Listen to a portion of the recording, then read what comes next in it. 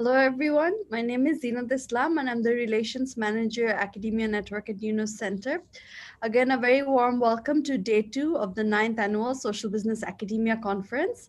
This is our 4th academic session where 4 paper presenters will present their academic paper findings. So without further delay, may I welcome Professor Abdul Hannan Chaudhry, Dean of School of Business and Economics, North-South University in Bangladesh, the moderator of the session, to take the floor. Professor Hannan. Yes, good afternoon, and good morning, and good evening in different places across the world. I must, begin by saying hi to our professor, our honorable Professor Muhammad Yunus is in our session, the Nobel laureate for peace.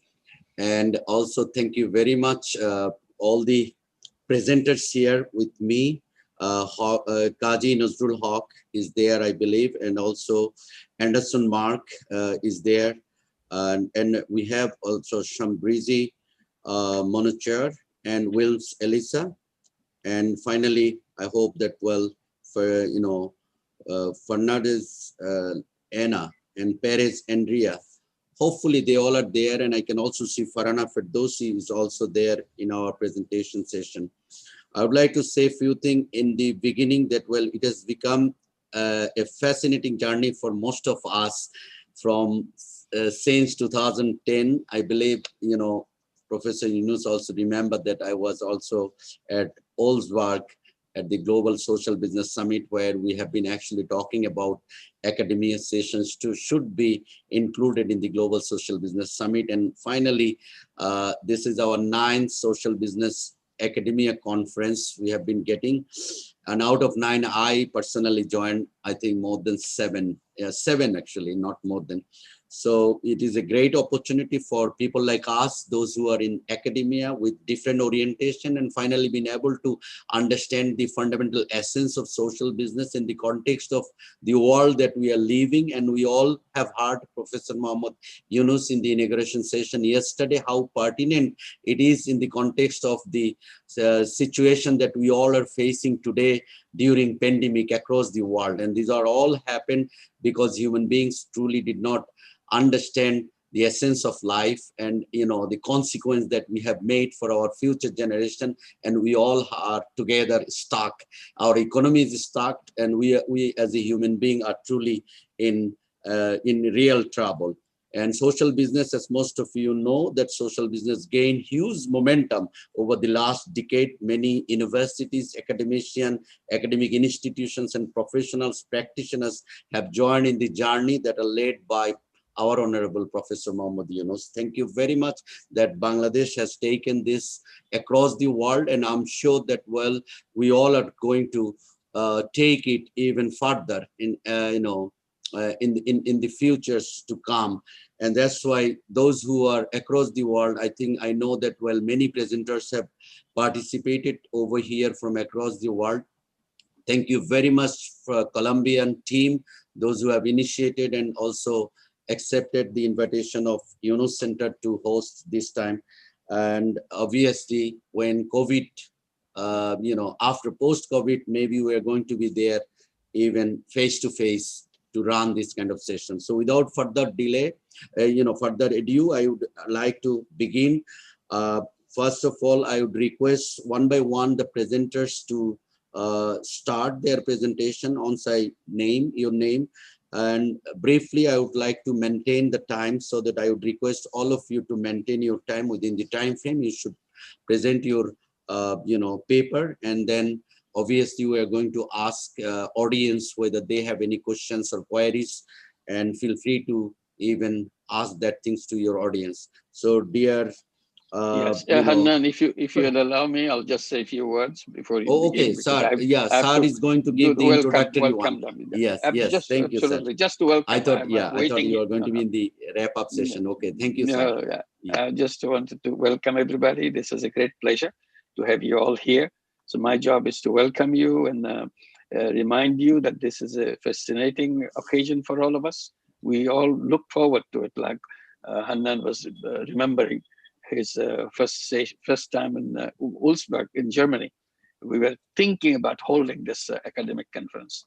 And since that germination of that idea came, we have now, this is the 9th one, and it's getting much wider, much richer as we go by. Many YSBCs now are created. So this is an occasion to share thoughts. And this particular occasion, the point that I would like to bring it up is the occasion of COVID-19 and the pandemic. The pandemic has lots of negative things that it has done. One positive thing that we can all share, that this gives us an occasion to reflect. We can look back what we have done wrong, what needs to be fixed, how to do it again. And this also gives occasion, people who didn't listen to us and the idea of doing things differently, thinking differently, didn't pay much attention. Now they're getting around to listen because they saw the mistakes that have been done over years, how terrible the world situation we have created. So we want to overcome that. So this is the academia session where the ideas are formulated, old ideas are shattered, thrown away, and new ideas are planted, new seeds are planted. So this is the beginning of that process. That's what I wanted to remind you, that your papers are just the beginning of that process, planting seeds of ideas and so on. It can grow into big forest when we continue to pursue that. So welcome again. Very happy to have it again in the 9th Academia Conference. And we hope to keep in close touch with each other. Thank you very much, Hannan, for giving me the chance to say a few words. Yeah. Go ahead. Continue. Thank you, sir. We are very happy that you are in our session. I would like to welcome our first presenter, Kazi Nazrul Haq. Actually, I do not have your affiliation with the institution. Could you just introduce yourself, brief, and you are going to present a paper on money, value, and a distorted world, a case for social business. So thank you very much, Mr. Kazi Nazrul Haq. You can start your presentation. Hello, everybody. Can you hear me? Yes. Yeah. I'm Kazi Nazrul Haq, working for Grameen Shikha or Grameen Education. I joined Grameen in 1990 as a branch manager of Grameen Bank, worked in Grameen Bank for nearly 11 years. And then in 2001, I left Grameen Bank and joined Grameen Shikha. Since then, I have been working in Shikha, currently working as its acting managing director.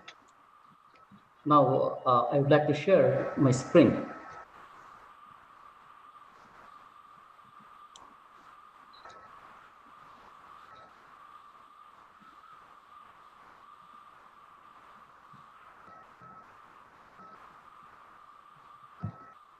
The name of my paper is Money, Value, and a Distorted World, a Case for Social Business. Can you make it full screen by press Ctrl 5?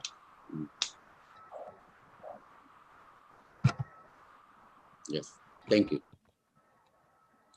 The paper theme, main theme of the paper is money has become almost an evolutionary hangover. To its drawbacks, overweighing its benefits. It is also generally biased against the poor. This paper also tries to show how social business can address the problems created by our system of money from a broader perspective. Let's begin with the definition of money. Money is a set of assets in an economy that people regularly use to buy goods and services from each other. As a medium of exchange, as a commonly accepted medium of exchange, the ideal money is also a unit of account, a common measure of value, and a standard for deferred payment. It must also be generally acceptable, homogeneous, portable, and divisible into small units. One of the strongest and most widespread institutions, money which originated as a way of facilitating commercial and non-commercial transactions in one of the strongest and most widespread institutions in human society. Our whole economic system stands on the idea of money, an elaborate division of labor, a class system without which no economic system can work, and the ideas of business, banking, and finance would be impossible without the introduction of money. Evolution of money, separating value from product. Modern money is a symbol of value. Money evolved all along its way, first as a commodity money, then metal money, and finally paper electronic money as a process of artificially separating value from the product. Modern money is a symbol of value with no intrinsic worth of its own, but its power of transaction backed by society. Modern money is a pure abstraction. Modern banking and financial system have made money almost a pure abstraction, delineating the creation of money from the creation of value. Money distorting the eternal relationship between product and value. This process distorted the eternal relationship between product and value, and along with that between nature and humans. Previously, humans would produce to survive. Now they began to produce to sell. The price system, business, factors of production and profit. The price system helped business, production, and technology thrive. The price system was a revolutionary outcome of the introduction of money. It helped business, production, and technology thrive rapidly. The price system generated the idea of factors of production and profit. The price system generated the idea of factors of production and along with it profit, which eventually became not only the yardstick of success of a business, but also its primary motive. Profit became the main goal of business. Now businesses are built around profit, not the actual interest of society, and they are molding demand in market, and in doing so, often distorting both market and society. Money becomes the end in itself, used to make more money. Money has turned into an end in itself, both for businesses and the individual, with serious social and political consequences. Money is used to make more money. The worst suffer of the system are the poor, who usually produce and trade its essential commodities. Labor-entrepreneur dichotomy and its consequences. Labor is alienated from entrepreneurship and is reduced to commodity. The idea of factors of production alienated labor from entrepreneurship, and the Industrial Revolution turned labor into a commodity. The entrepreneur becomes a laborer. Humans who are born as natural entrepreneurs were reduced to the position of mere providers of labor in the production process. Human labor loses its dignity. Human labor lost its dignity as the laborer class, from the slave to the industrial worker, was treated like animals, adding money value to a commodity. Human dignity and creativity are denied. Humans who are born with endless potential and creativity are, except a privileged few, relegated to the position of that of a cow or horse, working in the assembly line as an appendage to machines. Profit in technology. Profit motive distorted the road to technological development. Businesses promote those technologies that will make money, but little concern for the social and environmental consequences. Profit and guideless technology are leading into disaster. Together with our population, unrestrained demand in market and consumption, and guideless technologies, this is leading the world to the brink of falling apart. Artificial intelligence is going to be devastating. It is looming with the threat of making people jobless, even rendering themselves indispensable by the superintelligent machines created by themselves. Social direction for technology has become essential. Nobel laureate Professor Muhammad Yunus is warning about artificial intelligence's fatal consequences and demanding for social direction for technology. Historian Yuval Noah Harari echoes a similar concern that technological revolution might soon push billions of humans out of the job market and create a massive new useless class, leading to social and political upheavals that no existing ideology knows how to handle. Money, banking, and the financial systems. Banks' power to create money is making monetary system too complex. The almost unlimited power of commercial banks to create money under the fractional reserve system by issuing loans and the introduction of electronic money have made the monetary system too complex. The banking system is biased against the poor. Our banking system is generally biased against the poor, who are always marginalized in the economic and financial systems.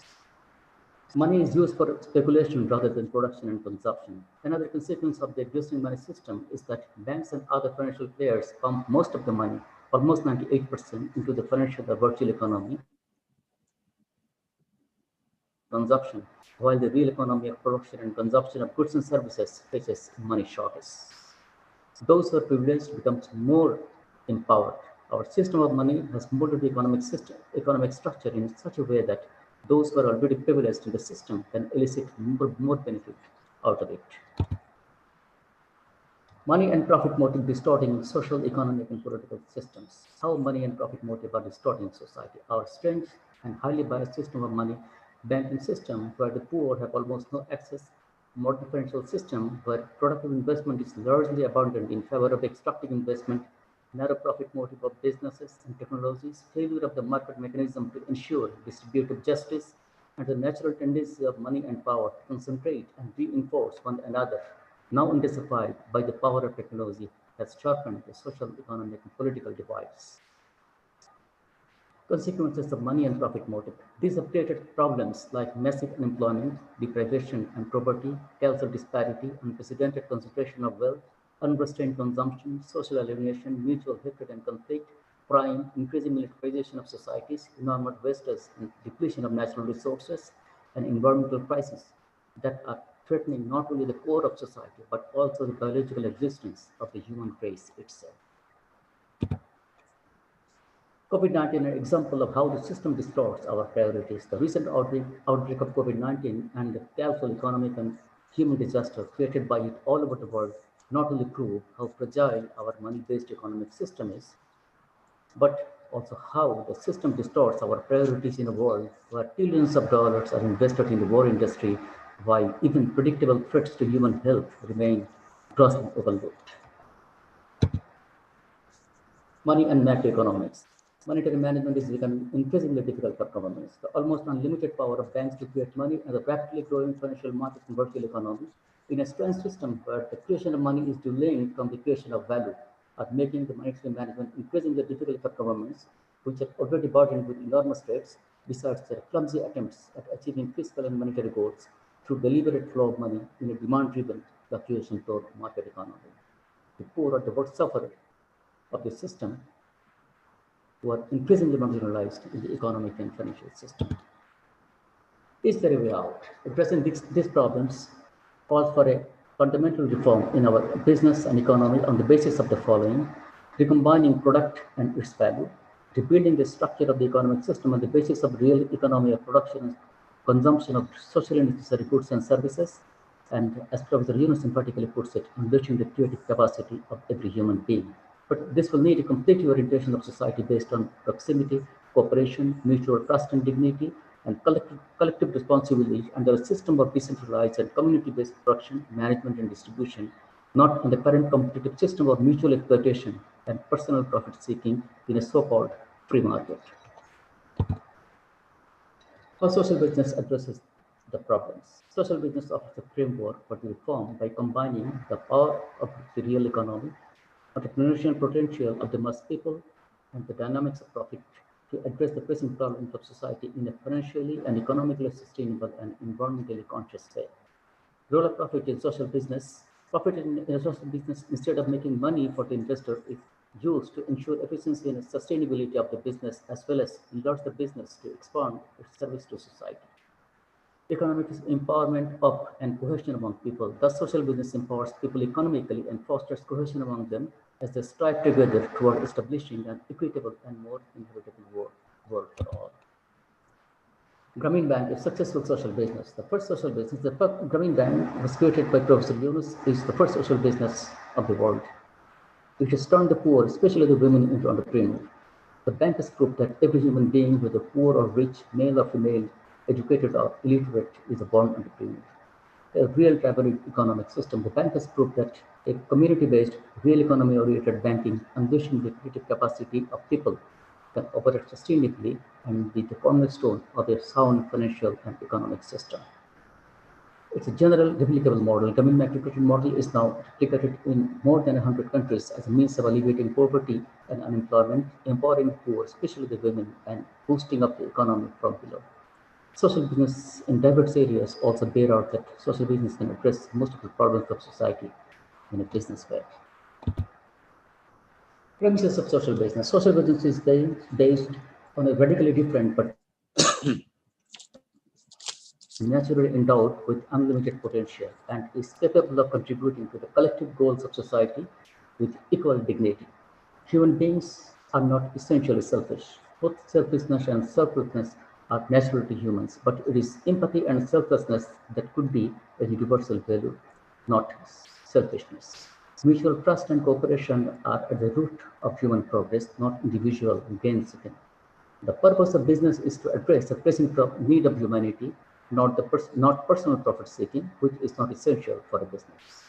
Profit should not be the sole objective of a business. It is a tool for measuring efficiency of the business. Once profit changes its direction, technology will also follow it. Efficiency in business means both financial and economic sustainability, that maximum service to society with minimum use of resources. The human being, both as an organism, as a member of the community, is an integral part of a larger ecosystem. How social business revolutionizes business by aligning profit and technology with social goals. These premises can revolutionize business by reorienting it towards society to address the pressing challenges of humanity and aligning profit and technology with this objective. By saving humanity from personal profit-seeking business, this is required not only to humanize business, but also to save humanity from the imminent social, economic, and political and environmental disasters the conventional personal profit-seeking business model is leading us to. By establishing necessity of society in the production decision, social business brings the advantages of free market competition into the world of social improvement and thus recovers conventional business practices from its upside-down position by establishing necessity of society in the production decision. By sending profit back to its original role of sustaining and expanding business, by absolving business of the distortions it creates. Thus, social business frees and absorbs business of the distortions that have derailed and dehumanized it and restores it to its pure and undistorted form. I think I finished it.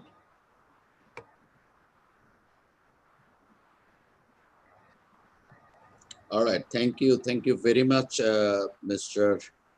Kaji Nazrul Haq, for your presentation on money, value, and a distorted world, a case for social business. I would, at the very beginning, I would like to request if my audience has any question in regards to his presentation. If not, then I will be actually summarizing in brief and also raise some questions for his work that he has done. Is there anyone who would like to add any value or make any comment? Or if so, please do, go for it. Is there anyone who would like to, share his or her thoughts on Kaji Nazrul Haq's paper? Okay. I hope that, well, there is no one who would like to actually add any question or even remarks for this paper, but I would like to summarize, in just brief, because we have to go for another presentation.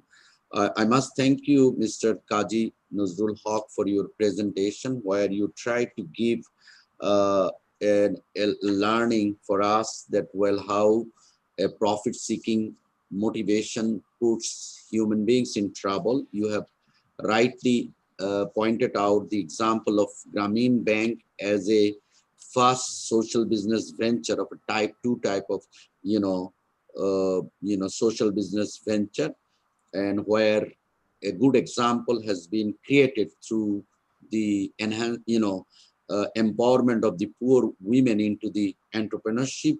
And we have truly seen that, well, how that initiative taken by Professor Muhammad Yunus has become a real driver of economic system to grow. And this is clearly a replicable model that the world has already experienced. And, in many countries, we see that, well, the Grameen Bank example has been taken out of our country, and it has been implemented in other countries and other places.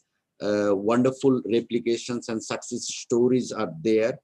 The author of this paper rightly, although I would say that, well, the paper is very lengthy to some extent in terms of very explaining some very basic things about money, trade, technology. I understand your point of raising those questions, but when you present things, you can actually briefly explain those things and go to the right, place where our conference is actually aligned in terms of the social business arena. but you have truly mentioned that, well, how profit motive distorted the road of technological, development.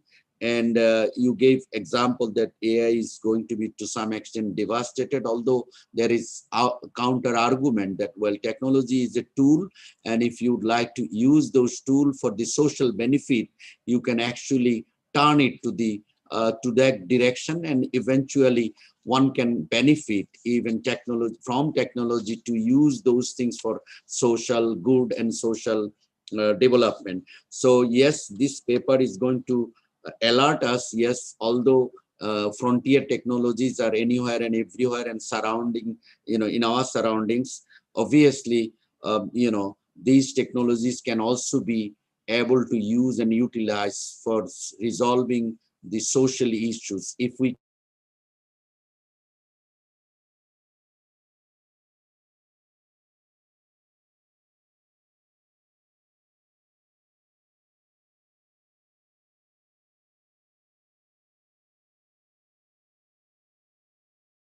labor and entrepreneurship dichotomy creates problem, and money itself actually give human being to some extent the greedy part of the human side. But you also mentioned that, well, human beings are not essentially selfish. Their selfless mind can also be utilized for betterment of personal growth, and also for the societal growth also. So I must say that, well, you have presented your paper in the direction of social business example from Grameen Bank, to at least giving our audience to understand that, well, how important people like us to understand that, well, the traditional concept or understanding of money, banking, and also our economic system to some extent has some failures, and we really need to work on that to get a better society, to get a better world for our future generation.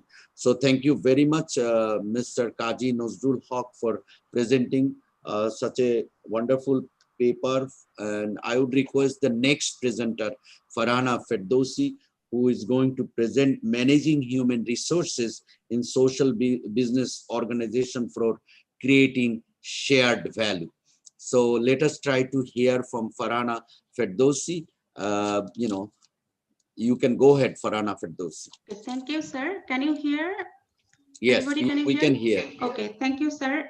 This is a great pleasure for me. It's a long-waited session for me, as I try to present in every SBSC, and I waited for this also.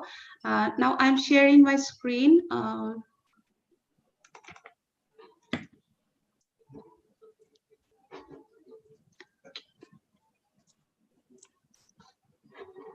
Can you see the screen? Yes, I can see, but you can put the whole screen, Control 5. Yes, okay, all right. Okay, the title of this work is Managing Human Resources in Social Business Organization for Creating Shared Value. And I did this research in collaboration with my co-author. And as you see, me, Dr. Farhana Firdausi, I'm from Southeast Business School, and Dr. Mehijabunnisa Rahman, she's from North-South University. As you all know, was the features of social business. We all know social business is designed and operated like business enterprises to not only for profit maximization, rather to achieve social mission. And here I would like to also say that Professor Muhammad Yunus has his own definition of social business, and he strictly say that it should follow 7 principles of social businesses. And keeping this in mind, here I would like to show you what are the scenario of human resource management in traditional organization. As we all know, human resource management is recognized as an important source of organizational performance, competitive advantage, and sometimes as a platform for innovation. And human resource management is a practice, or they do these things through staffing, through training, performance appraisal, and compensation and reward management, etc. And traditional organization practice this HRM in order to enhance financial and market performance. But in social business organization acknowledges human resource management in the similar way, but they go through few tensions, like whether the organization is more aligned with its profit motive or its social mission.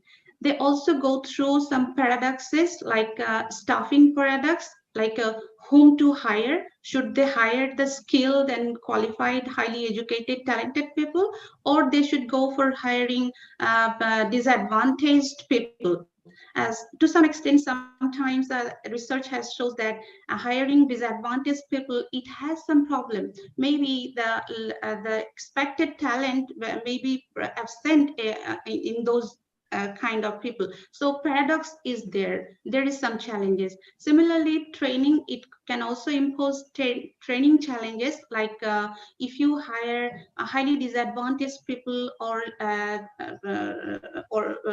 that sort of people, for them you have to spend more for giving them on the job and off the job training. Similarly, since social business organization also focuses on social performance, I mean social mission, so in evaluating performance, they also need to accommodate measuring social performance. And measuring social performance is not that easy as it is like measuring business performance, because social performance, it focuses on subjective issues.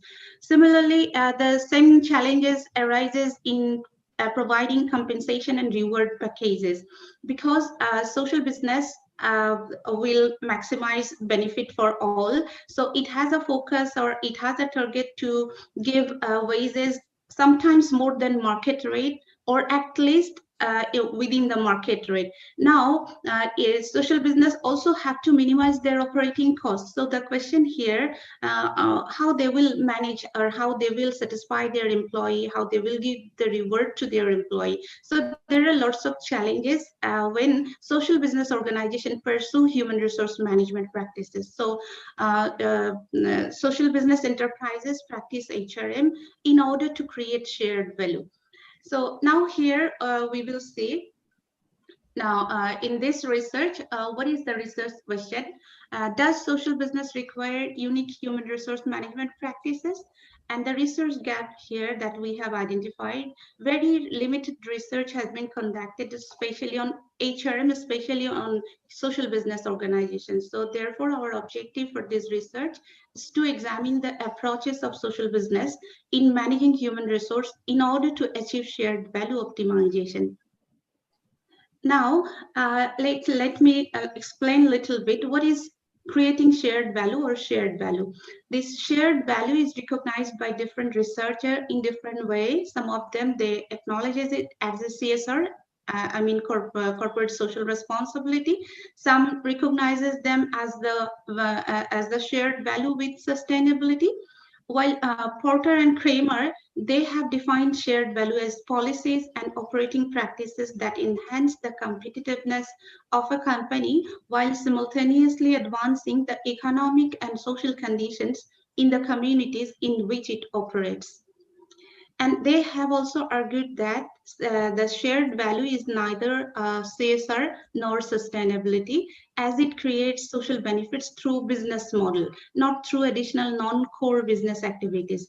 And this is being clarified by another researcher, Chow, in 2020. He argued that the traditional for-profit company usually seek to maximize business value, while non-profit organizations seek to maximize social value. Whereas CSV capability helps manager to achieve shared value optimization. So in this picture, you could see here the business value maximization. I mean, the traditional business-oriented organization, usually they focus on profit maximization, or sometimes they engage in some traditional philanthropy, or sometimes they engage in non-core CSR, non-core business activities like CSR that is not related with their core business policies.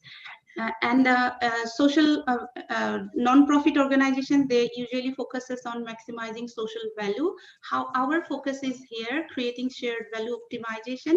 So you can see strategic CSR companies, those who are approaching strategic CSR, triple bottom line business and social enterprises. So for this study, we have selected social enterprise, I mean social business organization. So the methodology is here. We have applied exploratory research, case study-based exploratory research, and we have selected two Grameen companies, two Grameen joint venture companies. One is Grameen Veolia Water Limited and Grameen Caledonian College of Nursing. And both of these companies are creating value for the poor. And here we have applied in-depth interview and observation technique, and secondary data have been collected through published works, peer-reviewed articles, books on social businesses, websites, and internal documents of two selected companies. And now let's see here the summary of the two case studies. One is Grameen Veolia Water Limited and Grameen Caledonian College of Nursing. Both of them is a joint venture. Grameen Veolia Water is addressing a problem in rural areas. In rural areas, they're providing safe drinking water where people are less aware regarding arsenic contaminated water. And Grameen Caledonian College of Nursing, they are focusing in areas in our country. We have shortages of nurses, and the rural people have lack of access to medical care facilities. So they're addressing those problems. And the solution here is offered through clean water, through village tap points, and nursing college is providing education for underprivileged girls. And the number of employees here is 16, and they have 62. The founding year here is 2008, and Grameen Caledonian College was established or started their operation in 2010, and they have collaboration. Both of them have collaboration, and they have created impact. Like Grameen Veolia, up to now, they could reach 8,000 people with safe drinking water through 150 water connections, including 3 schools and 56 tap points. And Caledonian College of Nursing, they have already distributed 600 certificate to 600 qualified nurses, and already 500 students are in the process. Now, I will show our findings, what we have seen, what kind of human resource management practices we have seen in these two organizations. In terms of recruitment and selection, we have seen that Grameen Veolia Water Limited, they go through formal recruitment process, and the candidates' prior knowledge and commitment to social missions are also emphasized, and they face a little bit difficulties in attracting qualified candidates, only in case of out of Dhaka. Grameen Caledonian College of Nursing, they also use formal recruitment processes, and they also invite external bodies to test the candidates, and social business related questions are usually asked to test their aptitude, and talented students of Grameen Caledonian College of Nursing are also encouraged to join as faculty members. So GCCN, they also focuses on their internal recruitment. And in terms of training and development, both of the organizations usually provide on-the-job training, and Grameen Veolia, in providing a training program, they face a little bit challenges, and not to train their staff, but to train and educate the consumer, because people in rural areas, they are usually used to drink water from free sources. So it is a challenge for the staff to make them understand it has a health hazard. So although they need to buy with a minimum price, but they should rely on safe drinking water. That is their challenge only. And in Grameen Caledonian College of Nursing, they rely on, they provide continuous training that focuses on social mission, and they also provide training to empower their nurses so that they can earn their living, and also with the living and with the awareness, they could help their families to improve healthy livelihood. And in terms of performance evaluation, both of the companies, the approaches that they follow here is like Grameen Veolia Water Limited. They use key performance indicator for measuring both social and business mission. And number of staffs being very small here, they do not have much more formal appraisal process, and they say that they don't feel any challenges in evaluating employees' performance, especially in regard to measure social performance. And Grameen Caledonian College of Nursing, they also use performance-based performance development review form. They use it annually, but they have also provision to evaluate midterm performance of their employees, and they also use some checklist rating scale to measure the social performance of their employees. And in terms of compensation and reward, Grameen Veolia Water Limited, they provide market rate for their permanent staffs, and also they have some commission-based system for their dealers.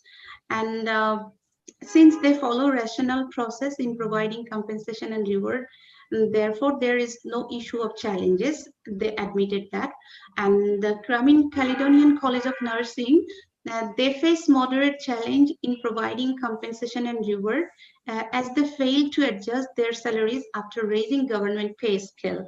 They said that they usually provide salaries following market rate, but after revising the government pay scale, they face a little bit difficulties, because being a social business organization, they cannot raise the tuition fees, and they have a provision to admit poor rural girls or poor members from Grameen borrowers families. So that's why they cannot increase their revenue, but still to keep motivated their employees, they need to provide higher salary packages. So a little bit challenge are faced by Grameen Caledonian College of Nursing regarding compensation and reward.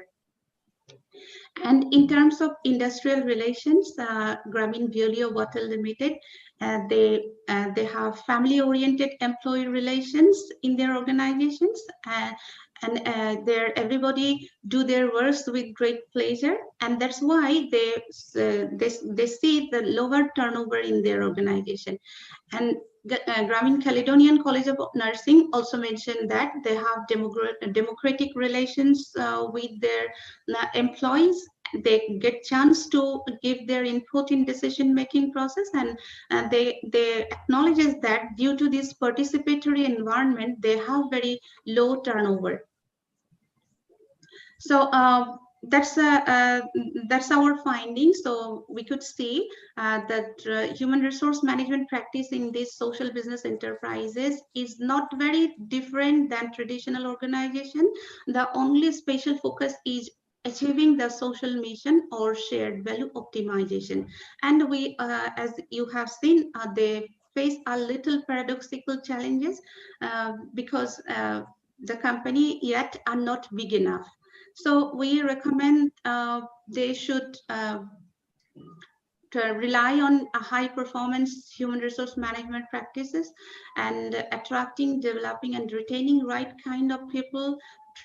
Providing more on the job and off the job training facilities are also recommended, and to some extent some attractive salary packages, especially for those who need to work in remote areas. Higher salary packages are recommended for them, and more of employment opportunities need to be created for women and disadvantaged people. And that's the end of this study. I would also like to share with you some other works. Just I am showing you this. These are some few of my works on social businesses that I have presented in different social business academia conferences. Some of them are already available through online. So if you are willing or interested, you can go through that. And that's the all that I have shared that I would like to share with you. So if you have any question or any recommendation or for further improvement, you can ask, please. All right. Thank you very much, Farhana Ferdowsi. Are there any questions from the audience? I would appreciate if anybody wants to add any value in regards to the HR practices in social business, the paper that Farhana Ferdowsi have presented so far. Anyone would like to share any idea or anything that you would like to share? I would welcome. Anybody?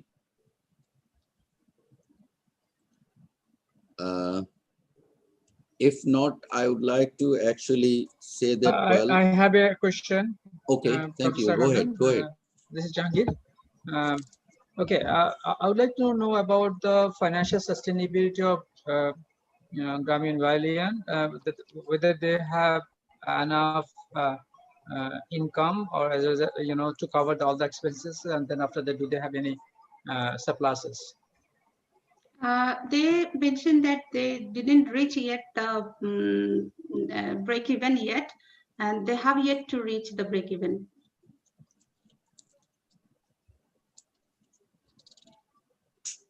True. Thank you. Thank you, Professor Muhammad Jahangir, for your questions about financial sustainability of the two,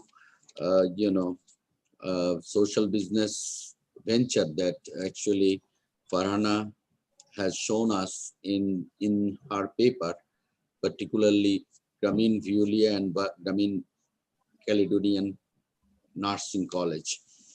I would say that, well, this is a good research in the sense that, well, HRM practices are widely there in traditional businesses across the world, but her focus was on particularly to see that whether there should be any different sort of strategy for social business ventures to think about, and if it does, then what are the guidelines for the social business ventures to think about when they go for recruitment and also running their organization in a sustainable fashion.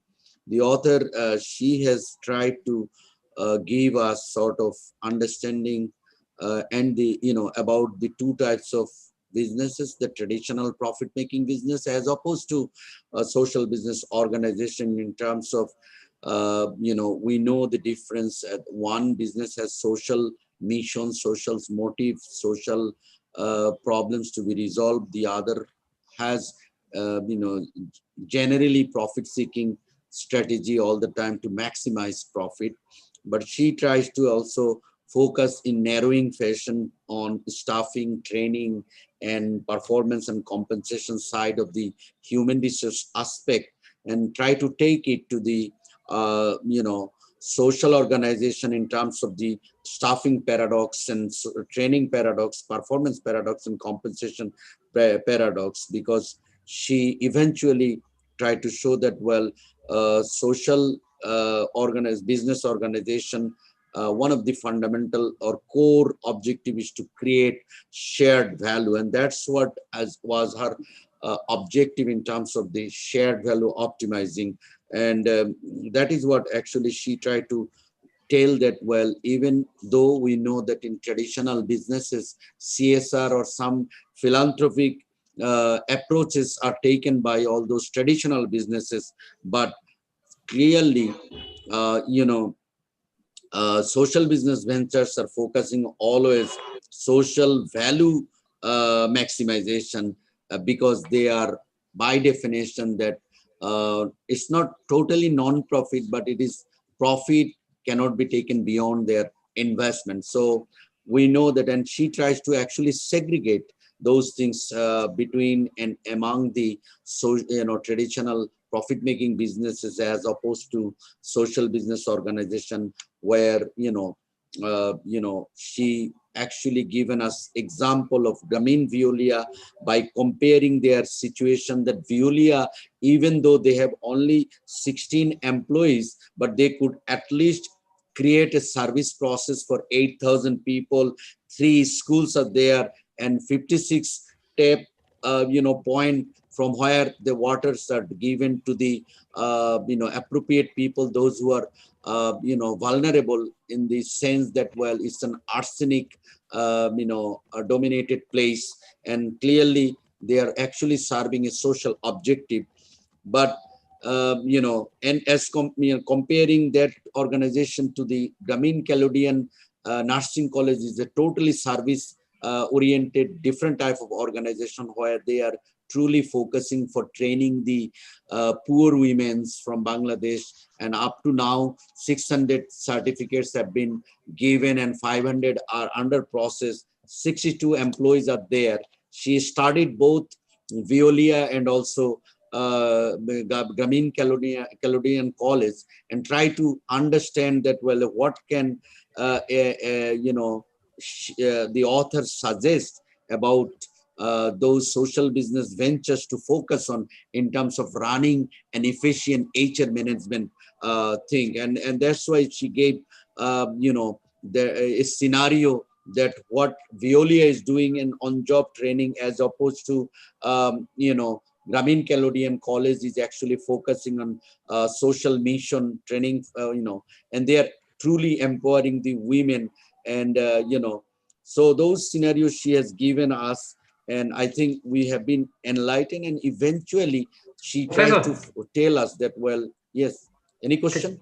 Yeah, if I may, I have one question that came to my mind while listening to your sum up.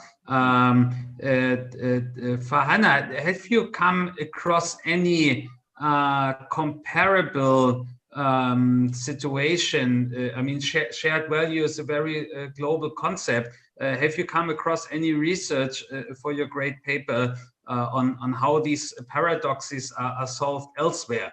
Or is that a debate that is happening at all areas at the same time?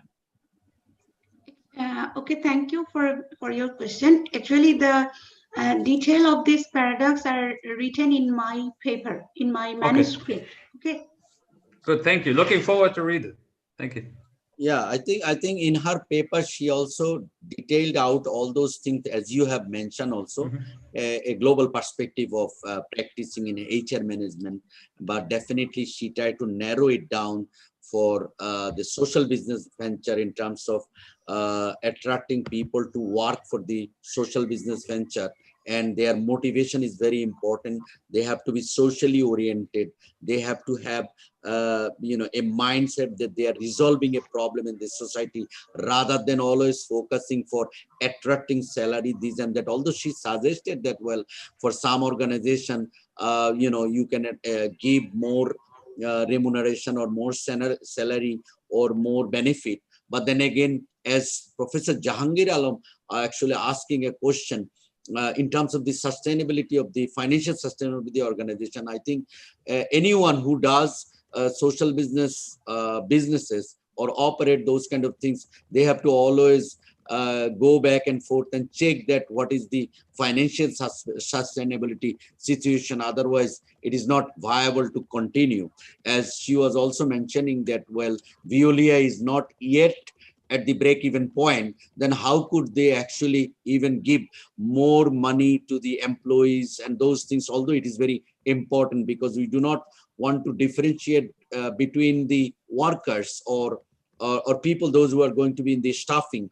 They should not be treated both social versus profit-making organization. They should be given the same benefits, same thing. But then again, people, those who are involved in working those organizations, they have to have a social mission, and therefore they are going to be able to find it.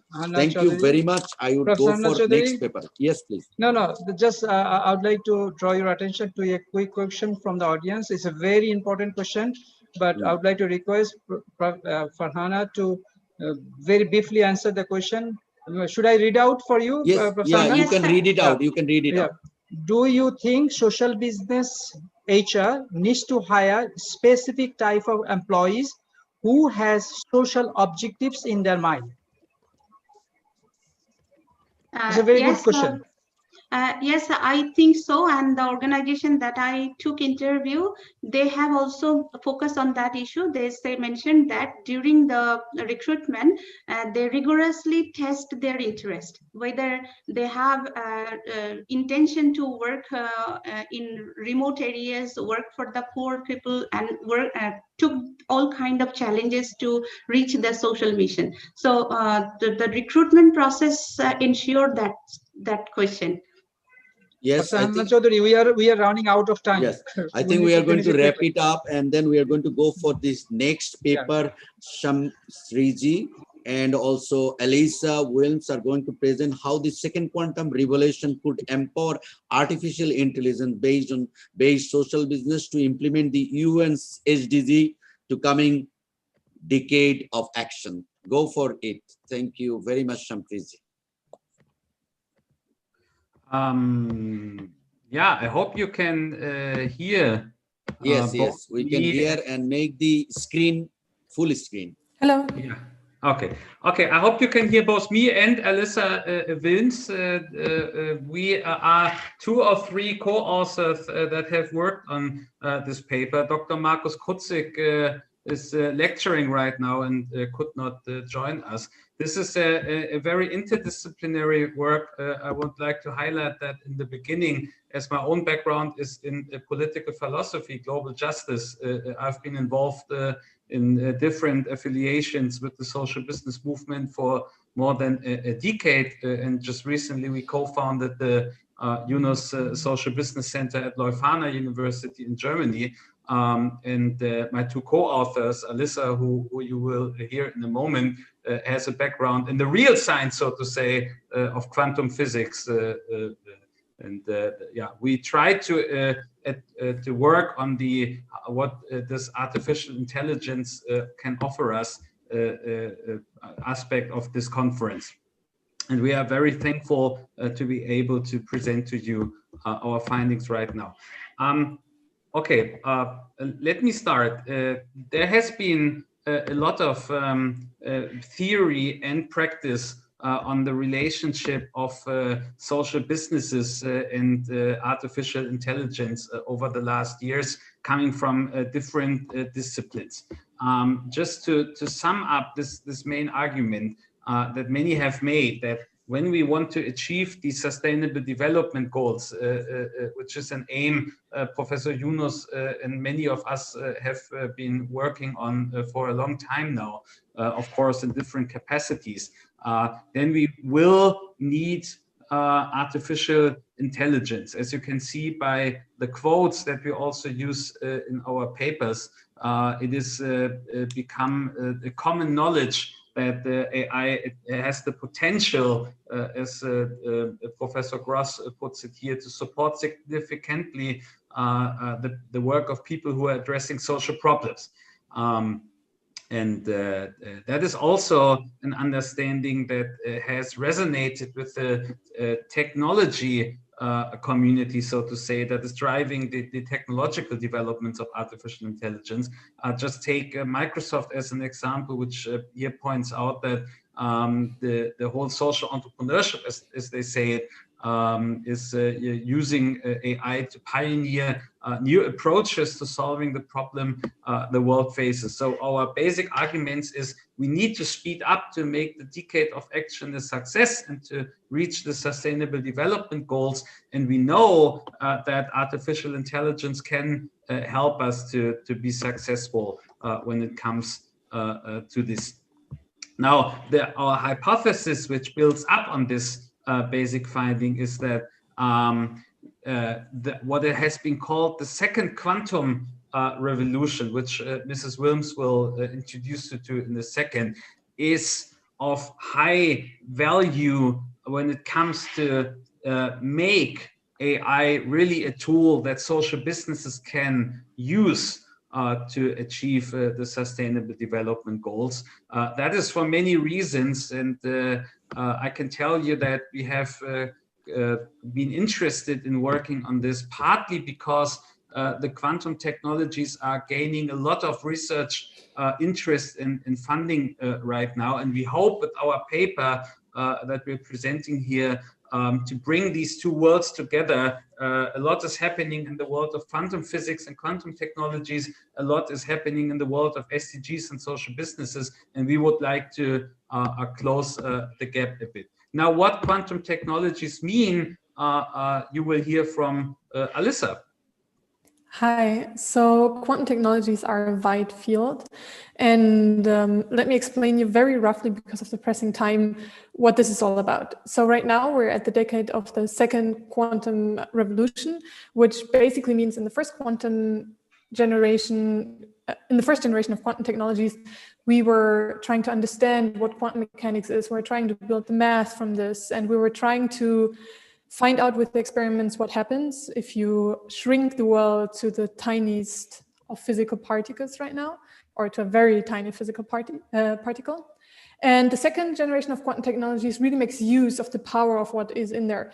And for us, in the field of artificial intelligence, there are a series of things that are really important. And that's that you have quantum sensors. So that's a technology which can enable you to give a higher precision of data. You have quantum communication, which basically increases the safety and the measurable safety and integrity of information transmission. And you have quantum computing, which is my field of expertise, where you look for improved computational resources and where you try to expand the power of what classical computers currently can do or are able to do.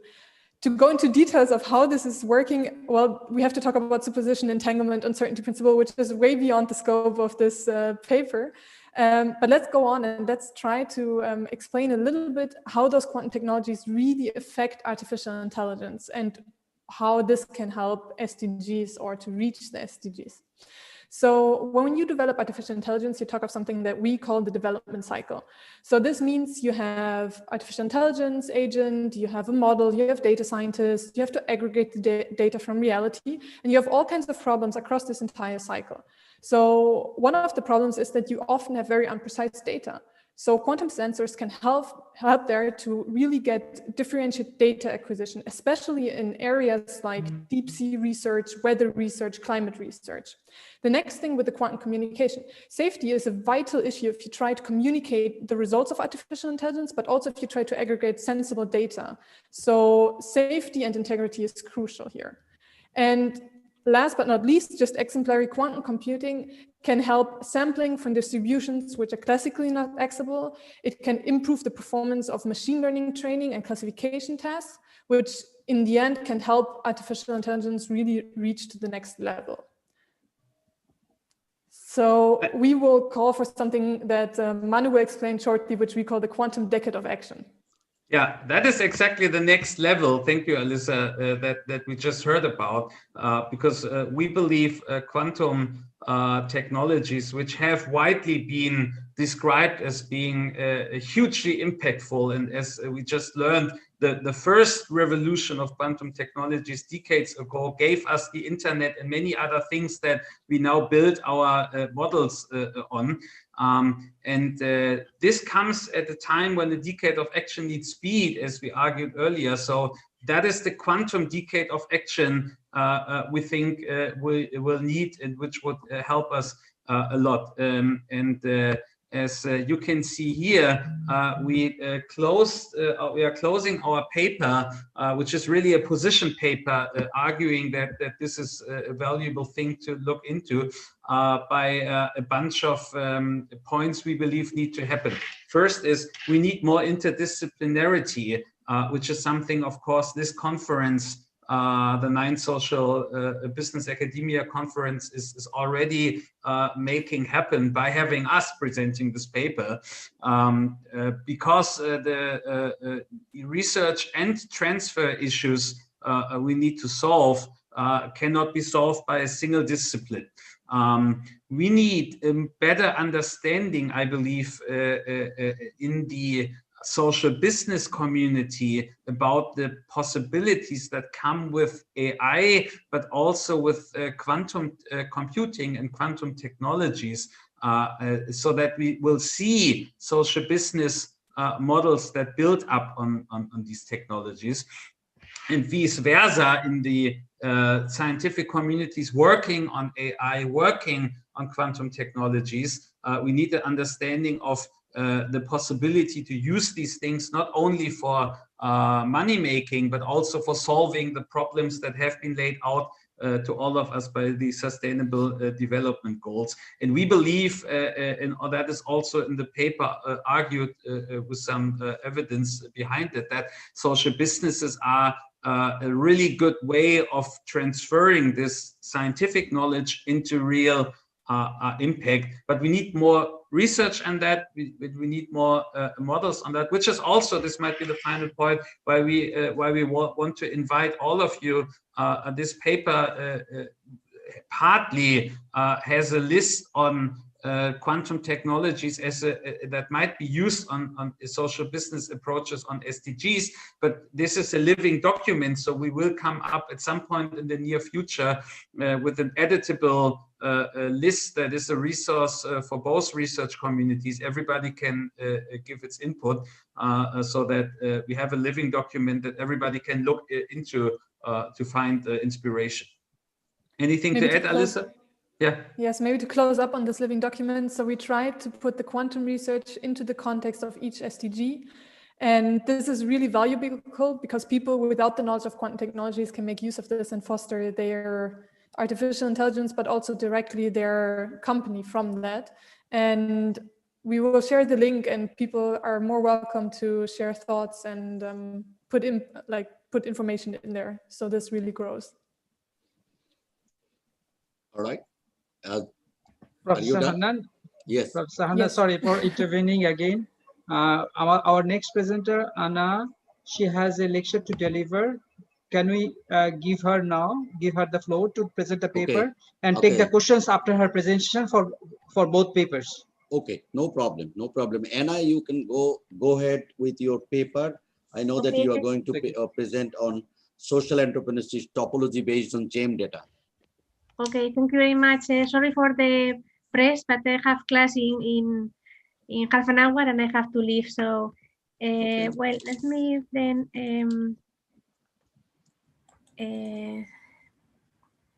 put my screen.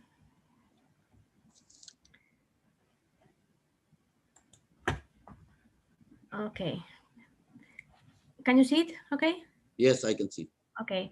Well, this paper is it has been prepared with my colleagues Andrea Perez and Carlos López Gutiérrez. All of us are from the University of Cantabria. Well, as you all know, for sure, social entrepreneurship is still considered an underdeveloped research area. It's true that there are many studies that have tried to search a unified definition since the term emerged in the academic world in the late 90s. But however, its meaning is not widely understood across these disciplines, countries, and researchers. And as a result of that, we can find different studies applying it in different ways, which complicates a lot to have a solid research. Also, we can find sometimes exaggerated claims about its positive attributes and policies based on expectation more than evidence. From an academic point of view, theoretical and descriptive studies there are very few empirical evidence, and mainly they are based on stories or case studies. So we have missing studies that test the scope, that generalize theoretical propositions, that discover antecedents and consequences of social entrepreneurship activity.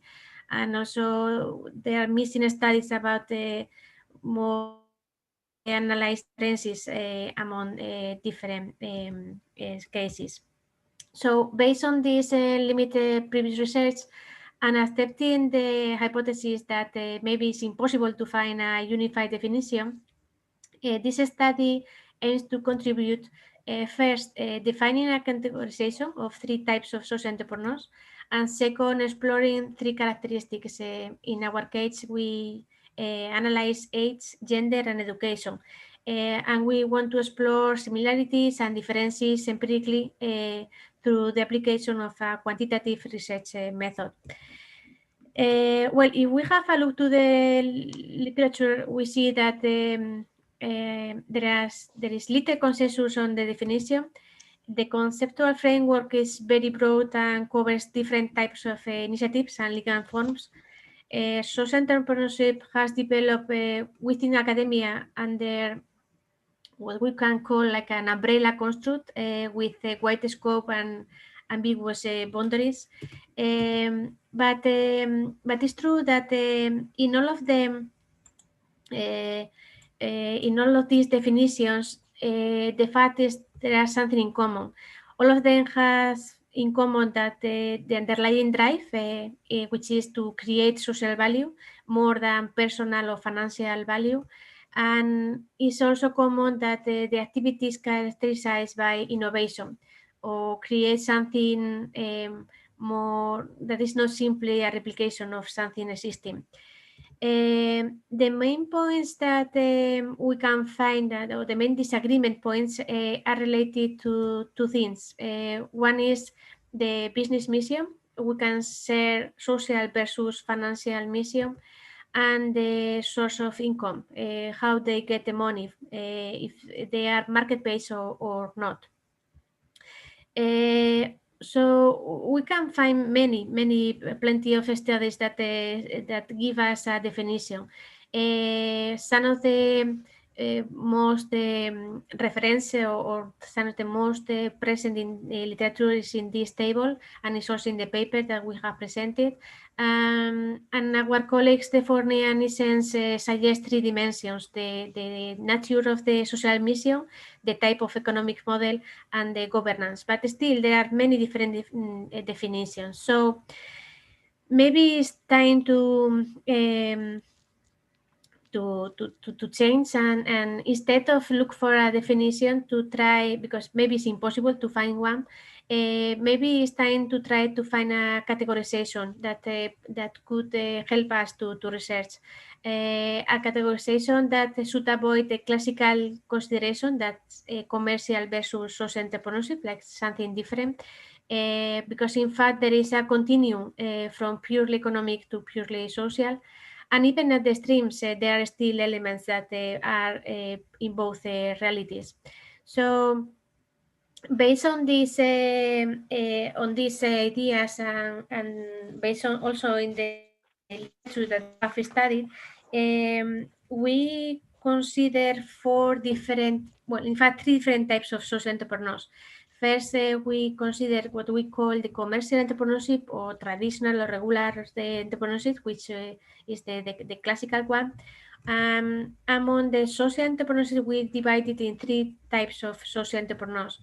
First, what we have called like a socially responsible. That means they are related to profit-making entrepreneurs, mainly focus on wealth creation or financial mission, but who implement corporate social responsibility initiatives and they try to generate social value for stakeholders and society in general. The third type of entrepreneurship, and the second in social, is what we have called social enterprises. In this case, they balance social activities with some degree of business savvy. They operate in the market. Here we can include also the social businesses that Professor Yunus defined. And last, we can what we call social initiatives. Organizations focus on their social mission. They don't operate in the market by selling products or services. They get the funds from government or from donations, or here we can have the non-governmental organization, for instance. So because it's true that the literature does not agree about which variables are or could affect individuals to have more or less social orientation. Consistent with previous gen research, we include individual and country level factors. At the individual level, we consider the age, gender, and education. because despite a recent research shows that entrepreneurs' social orientation is stronger for women, more educated and older people, we can find prior research that provides different and complementary results. For instance, regarding the age, the evidence found is not yet conclusive. On one hand, as occurs with commercial entrepreneurs, empirical evidence indicates that younger individuals may be more focused on social entrepreneurship, but on the other hand, we have papers that say that it's more in the intermediate years, and also a recent paper that confirmed that there is a U-shaped relationship between the age and the social mission, no? or the social value creation.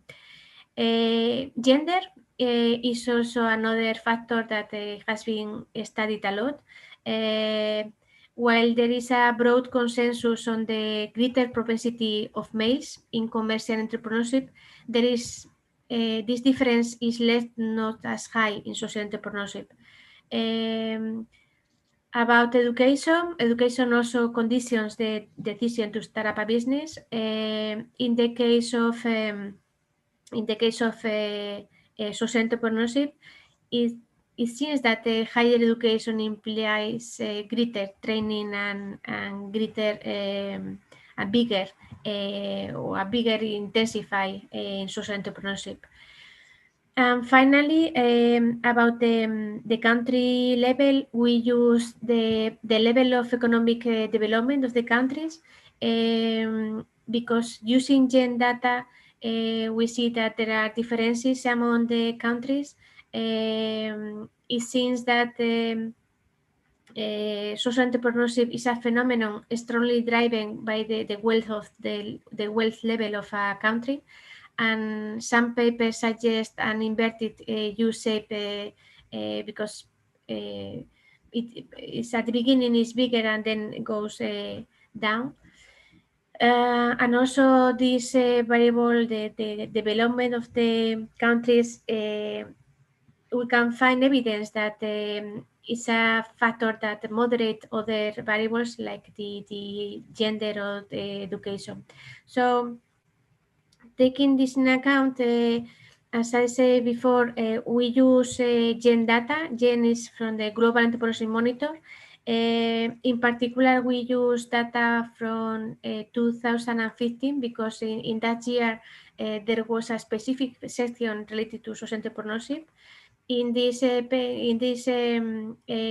in GEM, they define social entrepreneur as an individual who is initiating or running any kind of activity, organization, or initiative that has a social, environmental, or community objective. Using this,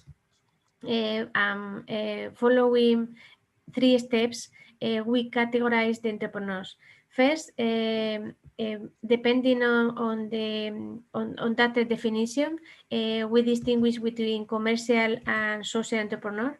If in a second step, if we are just looking at the social entrepreneurs, we want, depending of if they have a more financial or more social mission, we divide it between socially responsible entrepreneurs if they have more focus on the financial mission more than the social, and if we have a look just at those entrepreneurs who have a more social vision, we distinguish between those who are market-based or those who are not market-based. So here we have the 4 types of entrepreneurs, 1 commercial and the 3 types of social entrepreneurs. Here you can see the sample. We have data from 36 countries, almost 15,000 entrepreneurs who were interviewed, and there are more than 3,000 social entrepreneurs. Well, here you can see the model we use. We use a multinomial logistic regression. Here is the model. We use the relative risk ratio to interpreted better the results because it's quite easy to compare the magnitude and to have some conclusions. In the model, we include 3 personal characteristics: age, gender, and education, and the level of development of the country as a control variable. Well, very briefly, because of the time, here you can see the results. We compare all the results with commercial entrepreneurs. If we have a look to gender, well, here what you have in the first column is always the relative risk ratio. If this ratio takes values greater than 1, it means that the influence of the probability is positive. When the value is less than 1, it means that the influence is negative. So as you can see here, regarding gender, the results show us differences between the different categories. Only in 2 of them is significant differences, but you can see how, for instance, in this case, for social responsible entrepreneurs is lower for females. So that means that for males are even more predominant on this category, more even than commercial entrepreneurs. However, in the case of social enterprises, well, there are no differences or significant differences. Finally, for social initiatives, there is around 20% of probability for females. Here you can see how is up to 1 and 19.5, so almost 20% of major probability being females. In the case of age, we can see a common pattern where commercial entrepreneurship predominates young people. But however, here the magnitude of this general pattern represents differences among the different categories of social entrepreneurs. Firstly, we compare to commercial entrepreneurs, the results show that there is 18.2% more probabilities of being social responsible for those between 34 and 54 years old. And these differences rise up to 69% for those over 54 years old. For social enterprises, the effect for those between 34 and 54 is similar, but differences is much bigger for those over 54, since they show more than 2.5 times probability. And finally, in the case of social initiatives, the situation is slightly different, since there are no differences for those under 54, but there is still a greater probability for those over 54. And finally, about education, also shows a general pattern with a positive relationship of the level of education in all the categories. However,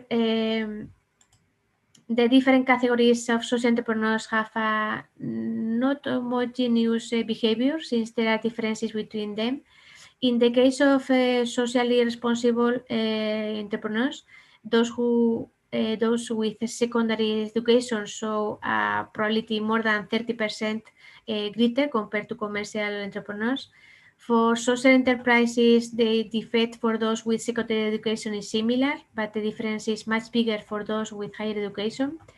And finally, the influence of the level of education is even more relevant in the case of social initiatives, where the results show a probability more than 4.6 times in the case of higher education. And finally, about the degree of development of the country, as you can see, exerts a positive influence in all the cases, but the magnitude is different depending on which one. So just to conclude, we can say that the lack of consensus on the definition of social entrepreneurship and the hypothesis that maybe it's impossible to unify the definition has motivated that several authors, including us, try to provide a typology or a characterization of social entrepreneurs. Following this idea, we propose a new typology using gen data, we distinguish between three different social entrepreneurs: socially responsible, social enterprise, and social initiatives. We use a multinomial logistic regression, and we see that there are differences between all the categories.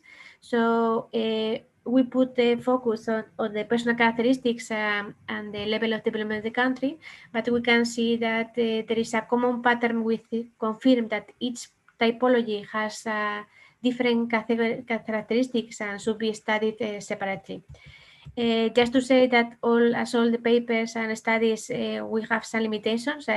Gen data has many advantages, but also some disadvantages, as it's based on service and the number of the countries depends on the year, and there is no consensus of what is understood by social entrepreneurship.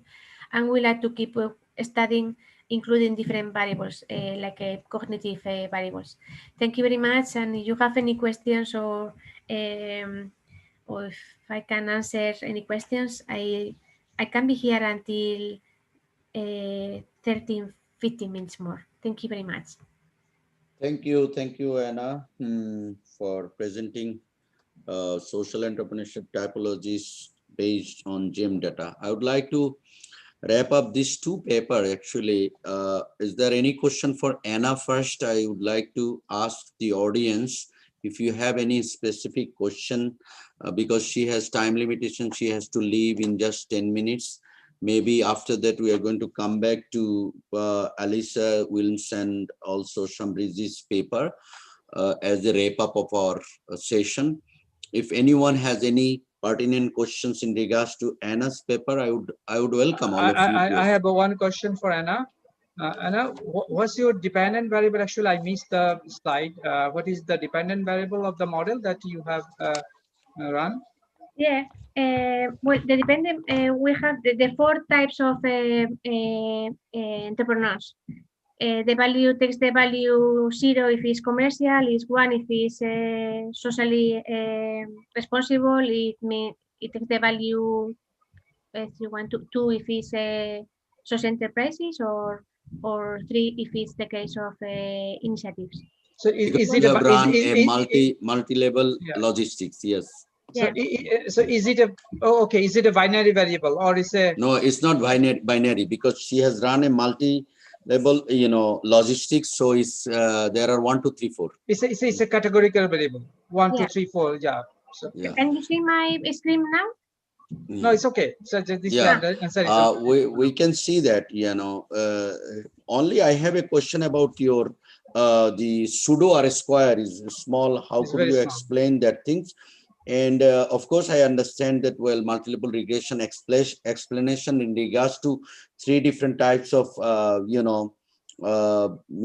enterprise, SRE, SEE, and SIE. You have given good results, actually.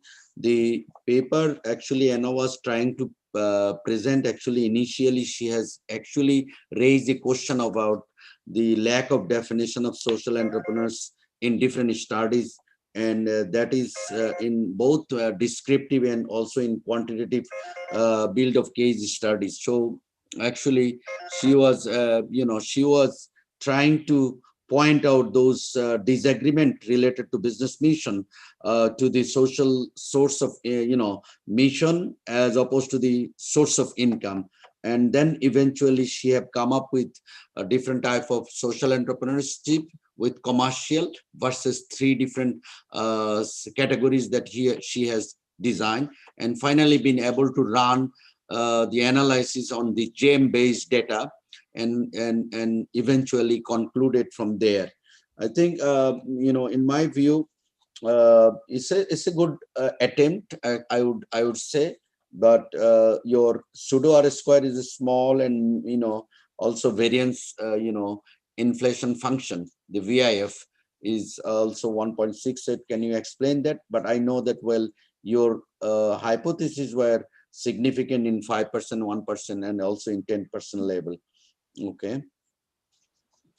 Anything you would like to say? But otherwise, we are going to proceed. I would request you to also focus on, especially on social business type of situation. I know that data is not available in the secondary sources. You may run this kind of analysis even considering some of the existing social business already across the world. And if you can somehow some way collect data, run the same kind of similar kind of analysis as opposed to social entrepreneurship. There are slight differences between the definition of social entrepreneurship as opposed to the definition that Professor Yunus has tried to give in social businesses. And there are categories of social businesses that are existing now in across the world. Maybe you have to dig around and also be in trouble to take the data. But obviously, if you can collect some data, you should be able to run the same and similar kind of,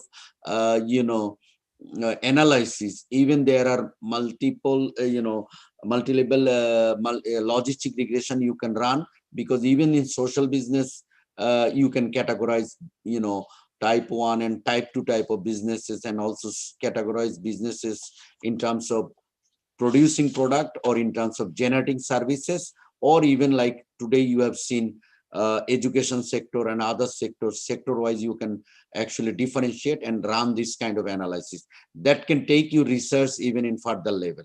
But otherwise I would appreciate, it's a good work. Okay, thank you very much. Okay, no, if no other question, then we would go, although I'm sorry that we are actually bringing back the how the second quantum revolution could empower AI-based social business to implement the UN SDGs in the coming decade of action. Most of us, we know that well, a UN's strategies for global goals out of 17 social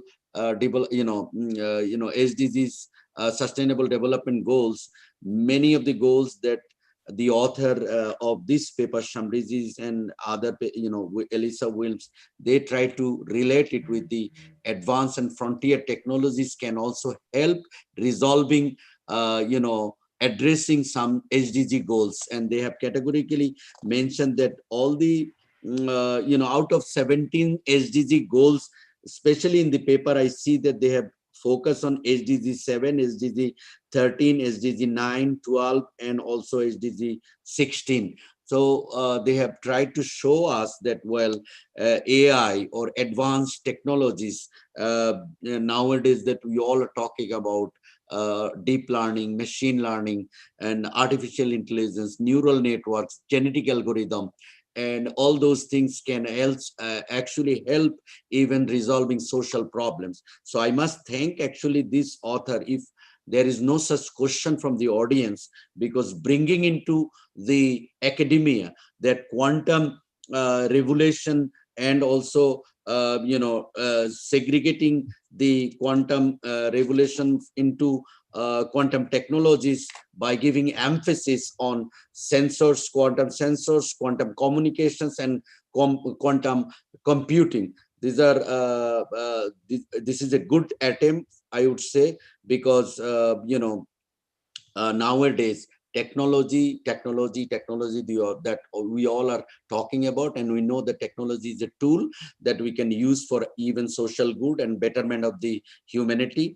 The authors have attempted this in this paper, I would say, in a very focused mission to resolve even the climate research problems, deep sea issues, and also issues related to even society and health.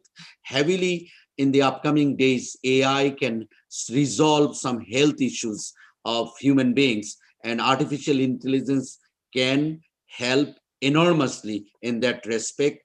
And if we talk about even machine learning that will also eventually help us even getting the data for analytic purpose, and eventually resolve social issues, and that are going to be very pertinent for the UN promoted strategies, that SDG, that in 2030 we are going to resolve many issues across the world. And that is very possible when we are going to focus on technology, and also all those acute domain of thinking, that when you are bringing interdisciplinary research in solving social problems. And that's why I would say that, well, this paper has also some importance, and to some extent another way of looking into that, well, how machine learning, deep learning, artificial intelligence can actually help. And that's why authors have actually emphasis on decade of action, more interdisciplinary debate and social business. Those things can be intensified, and also you can intensify also transdisciplinary researches. Those things are possible. If there is no other question from the audience for this paper, I would request the author to even shape this paper in a very articulate way, so that we can see that you can truly demonstrate that how quantum theory is going to truly contribute solving SDG issues, because SDG is a holistic global goals that is going to focus beneath the surface, beneath the sea, and also above the surface. You can name health, environment, energy, anything that you say, it is very possible. I remember that, well, last month that we have been giving a presentation to the defense people in our country in terms of helping even the defense family has huge people in line for one soldier or one infantry to give health services from the defense. Now, how can you optimize when you have a small number of doctors to give treatment, and you cannot do it until and unless you ensure that AI can help and detecting some of the diseases cannot be pass it through for the expert doctor. You can solve it even initially screening. Those can be done by technology. So you see that enormous power of technology is there in terms of resolving social issues. And I must thank the authors that they have focused that, well, quantum theory, quantum mechanism, and quantum computing, quantum sensors, quantum technologies as a whole, even other theory like fuzzy theory and fuzzy networks could also be utilized in this kind of research. So let us try to appreciate these authors, that they have done great job in terms of attacking social problems to resolve through technological devices and technology problems. So we are running out of time by 10 minutes. Thank you, Professor. Thank you. And it's a great session that we had, and I learned a lot of things, particularly me, because I could not get the time to read those papers. All I read your paper while you were presenting. So thank you very much for our learning purpose. And Professor Jahangir, you have been doing great job. Jinath, you have been doing great job. All the presenters, I must thank on behalf of UNOS Center, and we being as part of the social business movement. Thank you very much. Jinath, is up to you. Thank you very much, Professor Hannan Chaudhary. Thank you for your time. Thank you for your dedication. And of course, to the paper presenters, thank you very much for sharing your ideas and concepts with the whole audience. This was academic session 4 for the day. Now in 20 minutes, the next session would start. So we would like to wrap up here. Again, thank you very, very much for being a part of SBAC. We'll see you again in the next session. Thank you very much. Thank you. Thank you, Professor Jahangir. Yes, thank you, all the authors. Yeah. Thank you. Anna, thank you you can all keep in touch. We can publish this paper. All right. Thank you. Bye. Bye. Very much. Thank you, sir. Thank you, everyone. Thank you very much. Yes.